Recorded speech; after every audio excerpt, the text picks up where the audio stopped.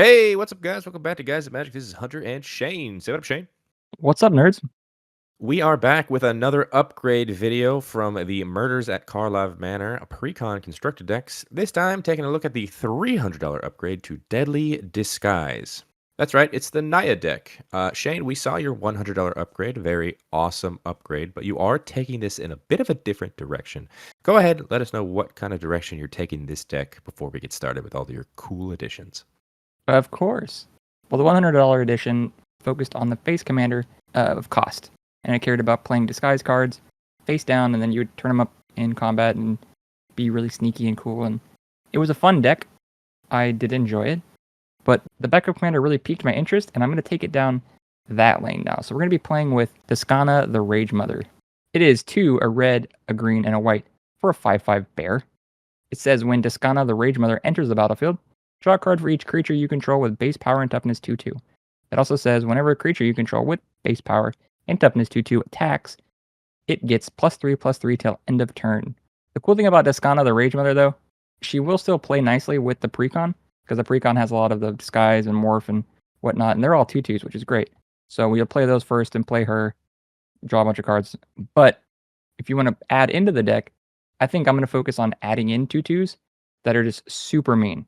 So that's what I'm going to be planning on doing. I'm going to be adding 2/2s, having a ton of fun, attacking in with my 2/2s. They're going to get huge.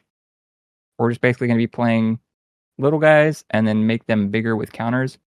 And as long as their base power and toughness is 2/2, you're in the green. That's awesome, man. I can't wait to see what kind of power you put behind this. Those tutus growing bigger and bigger. Duskana sounds quite the bear. But let's go ahead and get to your additions of the deck. Before we get started into that, though, I just want to remind everybody to go ahead and subscribe to the channel if you haven't done so already. Like this video if you like it. So yeah, let's go ahead and just jump right into it, Shane. What are you adding to make Duskana even more rage-like? Ooh, rage like. Well, the first thing I did was from the 100, I did like some of the ads that we put in that deck. And I'm going to put in some ads from that deck. So on screen right now, you'll see that these are the 6 that I'm taking from the 100 edition and bringing them over. They weren't specific to the disguise mechanic. They just cared about 2/2s. And since the deck is now going to be just caring about 2/2s, these all are great in the deck. So we're bringing over Delny, we're bringing over Mentor the Meek, Akroma's Will, and then the 3 shocks that I added in the 100. Those are all going to be coming with us into our new 300. That's awesome, man. I like all those cards for this deck too. I think they're perfect fits. But we are talking about your 300, so we're going to be putting more power into it. Start us off. What do we got here? Well, I just talked about how we're going to be making bears. The first one, though, is not a bear that I'm adding in. It's actually a cat. I'm going to be putting in Kutzil Malmet Exemplar. It's 1, a green and a white for a 3/3 cat warrior. Your opponents can't cast spells during your turn. It also says whenever one or more creatures you control, each with power greater than base power, deals combat damage to a player, draw a card. So even just with your commander, Duskana, on the field and some 2/2s, you're going to be drawing some cards off those because they're going to be getting bigger. And they're bigger than their base power, bud. So I think this card's fantastic in the deck, even though it's not a 2/2. I love Kutzil. This is one of the all-stars coming out of Lost Caverns of Ixalan, in my opinion. Yeah, I think they're fantastic, and in this strategy, it's going to put in some work. The next card I'm adding in is Duraneth Magistrate.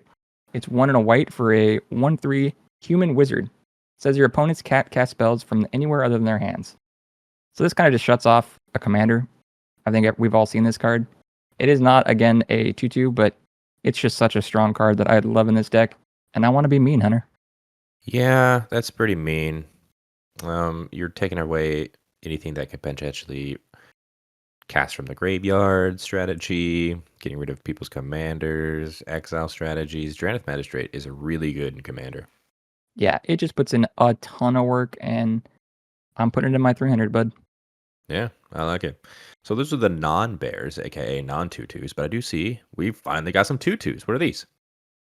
Yeah, these next couple cards that we're going to talk about, they're 2/2s that are just extremely mean, and I love them in this deck. The first of which is Collector Oof. For 1 and a green, it's a 2/2 Oof. It says activated abilities of artifacts can't be activated. Anything. Mana rocks, treasures, clues, you just can't activate them. And again, you're going to have to be kind of careful with this card because you do not want to be playing Collector Oof when you have a bunch of artifacts on your side of the board. But if you only have one or none, you're gonna just wreck your opponents, dude. This card is so mean. Run into it many times. Hate it when I run into it. Yeah, and it's a 2/2, so just come on, hang out, bud. The other one I'm gonna be putting in is Magus of the Moon. It is 2 and a red for a 2/2 human wizard. It says non-basic lands are mountains. So once again, you could just devastate opponents with this card. Granted, it will hurt you as well, so be very careful. Like, I'm not going to be running this out. Let's say if I only have 3 non-basics, don't play this card. But like, don't ever play this card if it's going to shut you off from a color. So be very mindful when you play this card. But this card is stupid mean, dude. And your opponents will not like a 2/2 coming at them. And they go, oh, whoops! Now it's a 5/5, and they're only having mountains. Like these 2/2s, dude, are nuts. Yeah, if you're playing someone that is not in red and they're not running basics in their colors, they are so sad. And I think it's just fantastic that there are also just 2/2s for you. So they're going to be putting in work and then getting bigger. Yeah, that's true. The next one I want to throw in is Adelon Jackal. For 1, a red and a green. It's a 2/2 human Tyrannid Scout. It has trample and haste, and it also says whenever it deals combat damage to a player, you may search your library for a basic land card, put it onto the battlefield tapped, then shuffle.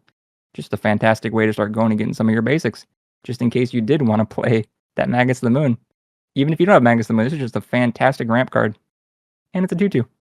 Another 2/2 I'm throwing in is Archivist of Ogma. It's 1 and a white for a 2/2 Halfling Cleric. It has flash and it says whenever an opponent searches their library, you gain a life and you draw a card.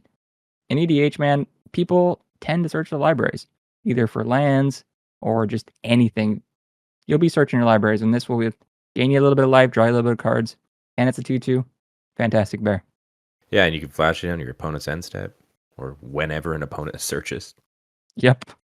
Yeah, Just some good utility bears. yeah, I'd say. And how about something to looks like end the game? I mean, yeah, you got these little 2/2s that are going to be growing to 5/5s, but hey, we want to end the game. So I'm throwing in Crater of Behemoth. For 5 and 3 green, it's a 5/5 beast. It's got haste, and it says when it enters the battlefield, creatures you control gain trample and plus X until end of turn, where X is the number of creatures you control. I'm guessing that you're going to have a bunch of 2/2s on the field. Now all your 2/2s are going to get the buff from your commander, and then the buff from this. Like, that's just, okay, this card resolves, and you're probably going to be smashing everybody. Yeah, that's quite the way to win. Craterhoof. Seen it multiple times on the opposite end of the table. I get sad every time it's played. I can see why you put it in this deck. It's a great finisher. But those are your creatures. Looks like we got some instants here that protects you. Yeah, you might be thinking that with some of those bears, we're going to be a target, right? So we're going to want to be able to protect our stuff. And the first way is Deflecting Swat. For 2 and a red, it's an instant. It says if you control your commander, you may cast a spell without paying its mana cost. You may choose new targets for target spell or ability. So yeah, any kill spell? No, not a kill spell.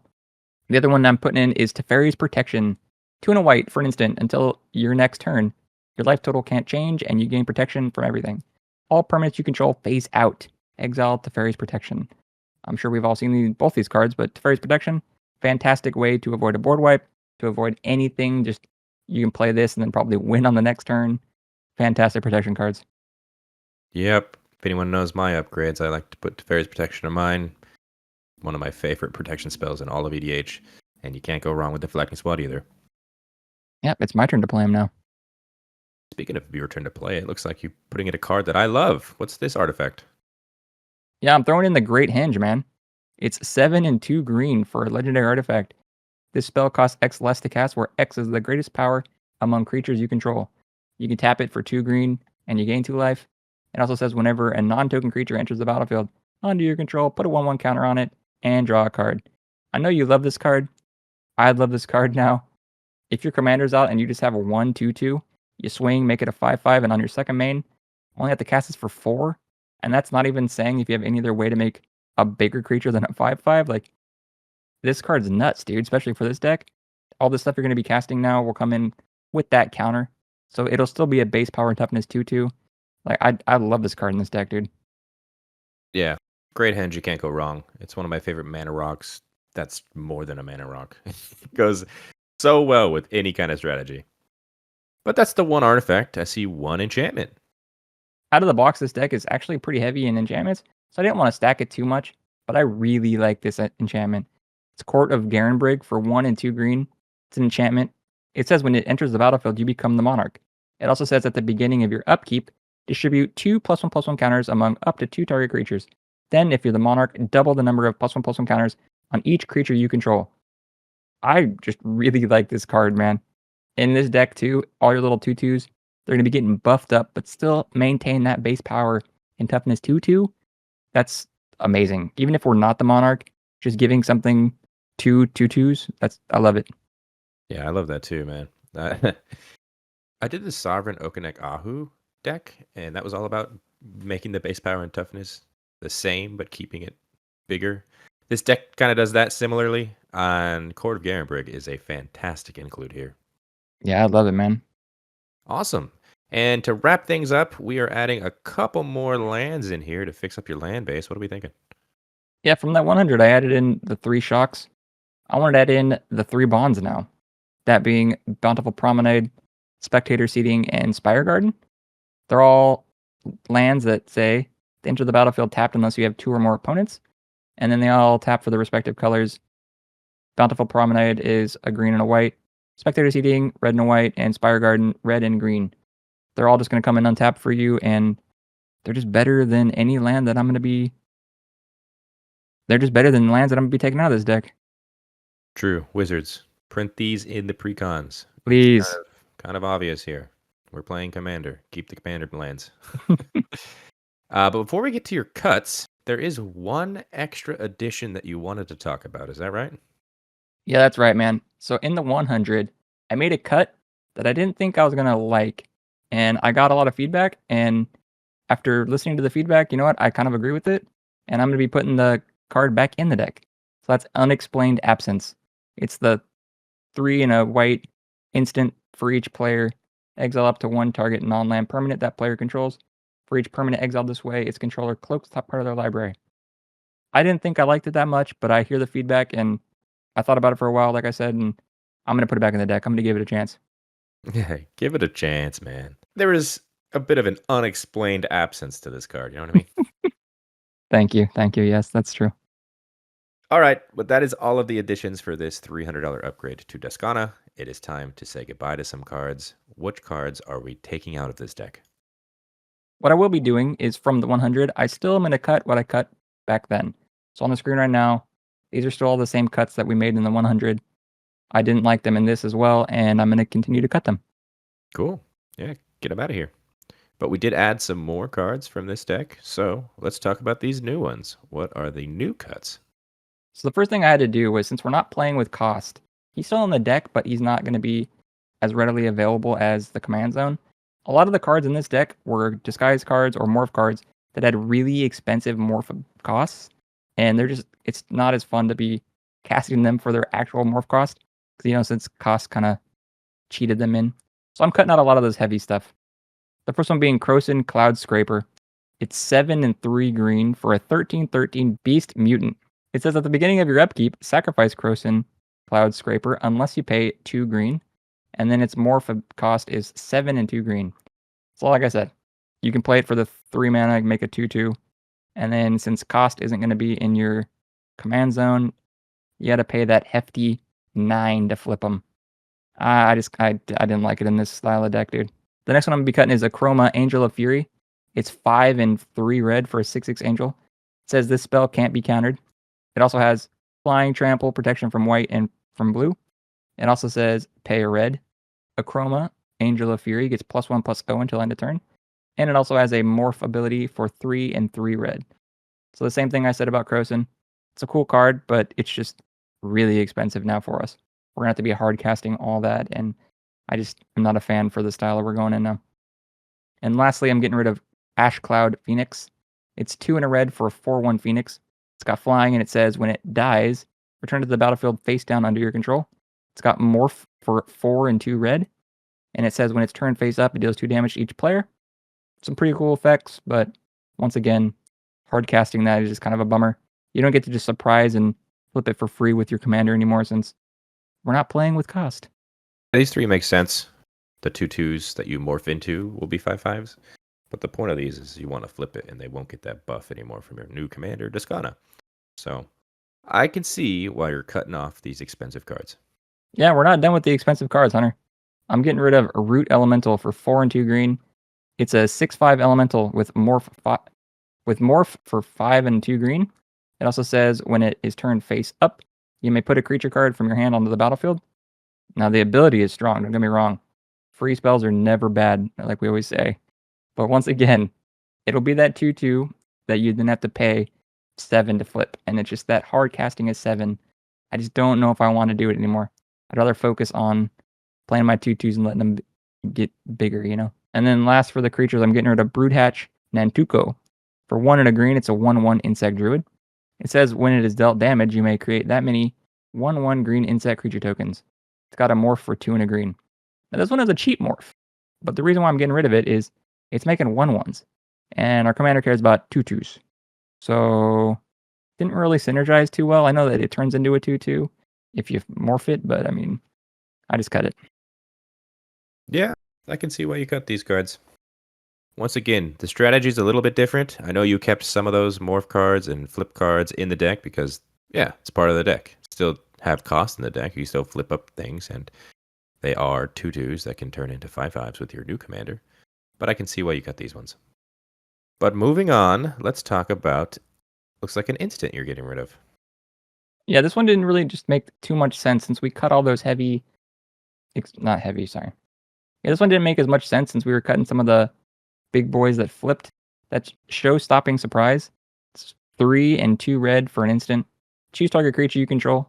Turn it face up if it's face down. Then it deals damage equal to its power to each creature. This card's pretty good if you're, playing with a Croson Cloud Scraper or something really big where you turn it face up and then deal a bunch of damage to stuff.